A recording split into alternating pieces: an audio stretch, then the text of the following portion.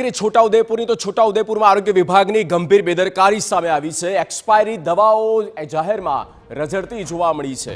બોડેલીના તાડ કાછલા પ્રાથમિક આરોગ્ય કેન્દ્રનો વિડીયો વાયરલ થયો છે। પીએમના રૂમના પાસે દવાનો જથ્થો રઝળતો જોવા મળ્યો, એટલે કે પોસ્ટમોર્ટમ રૂમની બિલકુલ બાજુમાં આ દવાનો જથ્થો હતો। જાગૃત નાગરિકે સોશિયલ મીડિયા પર આ વિડીયો વાયરલ કર્યો છે, જેમાં આખી હકીકત જે છે તે સામે આવી ચૂકી છે। આરોગ્ય વિભાગની આ ગંભીર બેદરકારી ખુલ્લી પડી છે।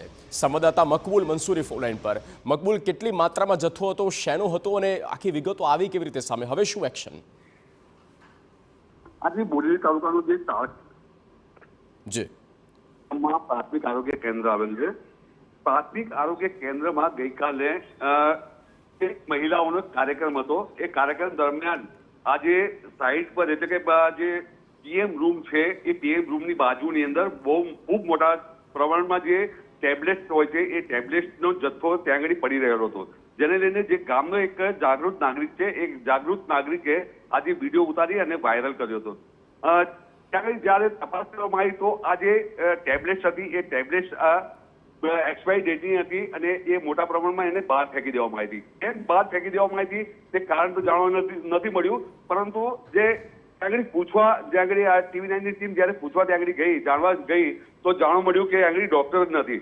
અને ત્યાંના કેટલાક લોકોએ એવું કીધું કે અહીં જે ડોક્ટર છે એ ડોક્ટર સમયસર અને સતત ગેરહાજર રહેતા હોય તો જેને લઈને આજે ટેબ્લેટ્સ આપવાની હોય તે મોટા પ્રમાણમાં પડી રહેતી હોય છે, જેને કારણ લઈને આ માનવામાં આવે છે કે આ ટેબ્લેટ છે આ જે એક્સપાયરી ડેટની થઈ ગઈ હોય। બિલકુલ બિલકુલ બિલકુલ મકબૂલ, આભાર આ તમામ માહિતી આપવા માટે। તો એક્સપાયરી ડેટવાળી આ દવાના જથ્થાઓ હોઈ શકે જે રઝળતી હાલતમાં જોવા મળ્યો છે, અને આ અંગે હવે તેની નોંધ લેવાય તે પણ એટલું અત્યંત જરૂરી છે, તેની તપાસ થાય તે પણ જરૂરી છે।